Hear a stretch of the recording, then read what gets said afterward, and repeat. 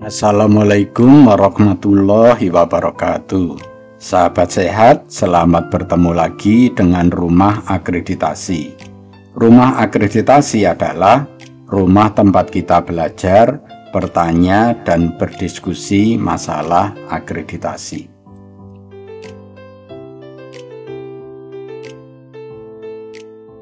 Kali ini kita melanjutkan tutorial tentang menyiapkan akreditasi di unit transfusi darah ya. Kali ini adalah serial yang ke-14 ya. Untuk serial lainnya nomor 1 sampai nomor 13 ada di video lain ya. Silahkan ditonton supaya Anda bisa menyiapkan akreditasi ini dengan baik ya. Kali ini kita membahas bab 2 manajemen informasi standar MI 2.1 tentang pelaksanaan seleksi donor ya sesuai dengan persyaratan ya. Jadi yang kita bahas kali ini adalah pelaksanaan seleksi donor yang sesuai dengan persyaratan.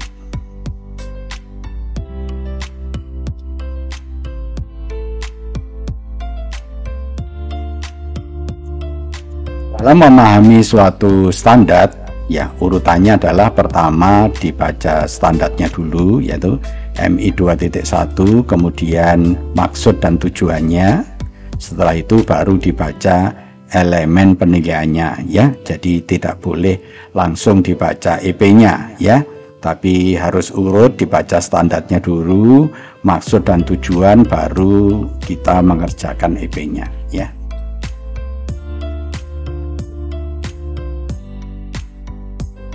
Baik, kita baca dulu standar MI 2.1 ya. Standarnya apa? Jadi UTD menjamin pelaksanaan seleksi donor itu sesuai dengan persyaratan ya. Jadi setiap donor yang datang baik di gedung maupun di mobil unit itu harus diseleksi. Artinya pendonor darah itu harus sesuai dengan kriteria ya. Yang tidak sesuai kriteria itu harus ditolak, baik itu ditolak secara permanen maupun ditolak ya sementara ya.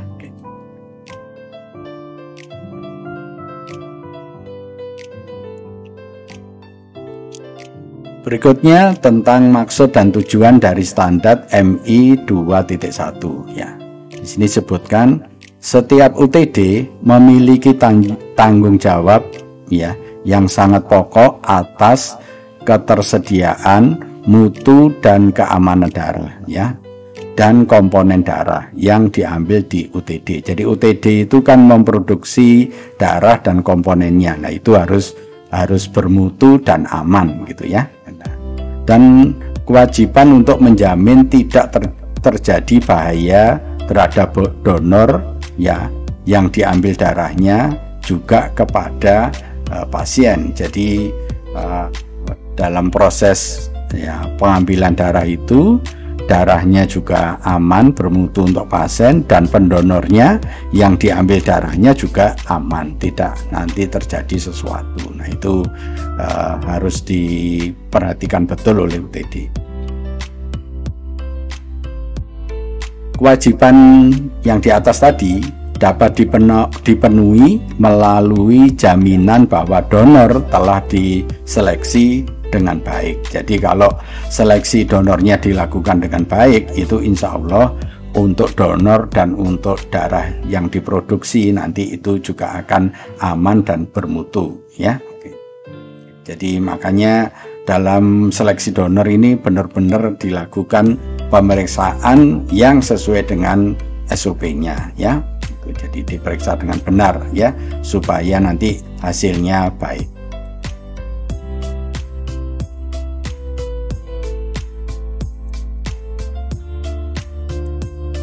Berikutnya, tujuan dari penilaian ini adalah menjamin bahwa pendonor berada dalam kondisi yang sehat ya. Jadi salah satu syarat boleh diambil darah donornya itu jika donornya itu dalam keadaan sehat, dan untuk mengidentifikasi setiap faktor risiko lah, berarti setiap donor itu kan mempunyai risiko-risiko.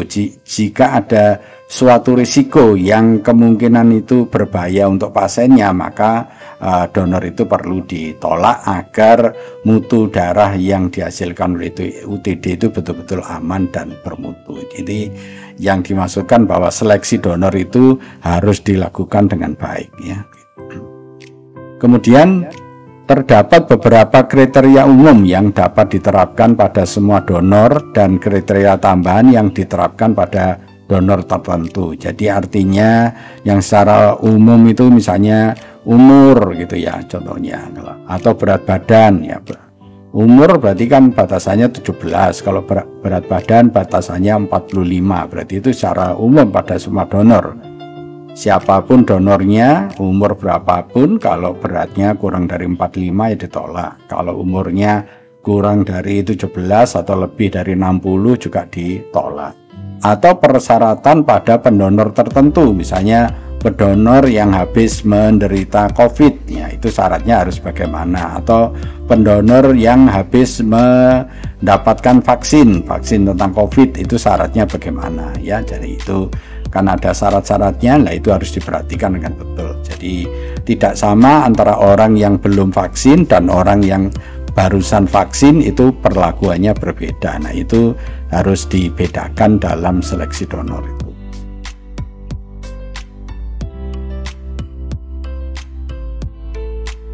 Kita lihat sekarang elemen penilaiannya untuk ya MI 2.1 ya.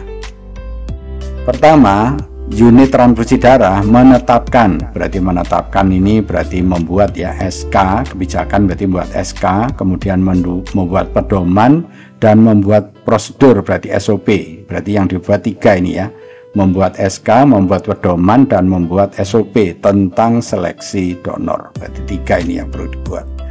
Kemudian tersedia kriteria seleksi donor, berarti kriteria seleksi donor, syarat-syaratnya donor atau donor itu dikatakan bisa memenuhi syarat apa ya perlu di SK-kan ya. Ini harus tersedia. Kemudian ada bukti dilakukan pemeriksaan atas kepatuhan ya, kepatutan pendonor untuk menyumbangkan darahnya. Jadi harus ada bukti donor ini ditolak itu karena apa, dan harus ada bukti pendonor ini diterima yaitu karena apa, syaratnya sudah dipenuhi. Itu harus ditulis maksudnya gitu ya. Jadi kalau menggunakan formulir ya harus tertulis di formulir itu, misalnya berat badannya ya, atau umurnya ya, tensinya berapa ya, menderita penyakit tertentu atau enggak ya, habis vaksin atau tidak, itu harus ditulis semua karena itu nanti berpengaruh terhadap seleksi donor. Kemudian yang keempat, ada data pendonor yang tidak memenuhi syarat ya, baik ditolak sementara maupun ditolak secara permanen. Jadi ini saya harapkan ini mempunyai buku bantu ya, buku bantu terhadap donor-donor yang ditolak ya. Nah, ditolak dicatat nama, alamat ya, terus kenapa dia ditolak ya. Terus dibedakan lagi tolaknya sementara atau ditolak secara permanen ya. Ya, jadi ini ditulis dan nanti ini pada saat akreditasi ditunjukkan pada surveyornya ya.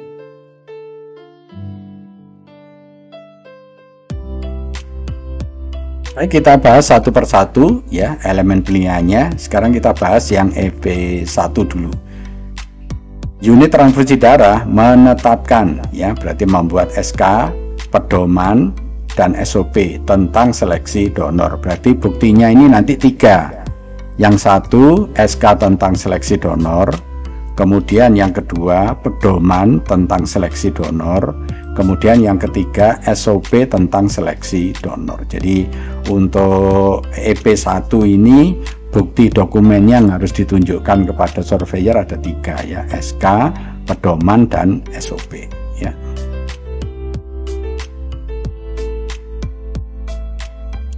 Kemudian EP yang kedua, tersedia kriteria seleksi donor ya, berarti ini dibuatkan SK ya, saya sarankan dibuat SK supaya resmi. Jadi syarat-syaratnya seleksi donor ini kriterianya itu dibuat SK ya supaya resmi, ditandatangani oleh kepala UTD.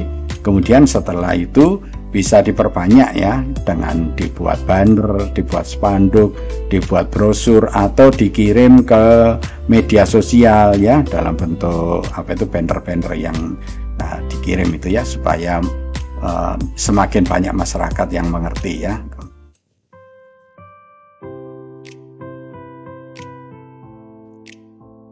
Kemudian IP yang ketiga, ada bukti dilakukan pemeriksaan atas kepatutan ya pendonor untuk menyumbangkan darahnya ya. Dalam seleksi ini kan diputuskan bahwa donor itu ditolak atau diterima. Nah, dasarnya apa kok ditolak dan dasarnya apa kok diterima, itu harus ada buktinya yang secara tertulis. Jadi buktinya nanti bukti pemeriksaan seleksi ya, yang ditulis di formulir ya. Ya, jadi karena dalam seleksi donor itu ada formulir, jadi saya sarankan ya ditulis di situ aja. Tetapi maksud saya harus jelas kenapa pasien itu ditolak dan kenapa pasien itu diterima. Itu dasar-dasar seleksinya harus jelas tertulis di situ, di formulir ini maksud saya.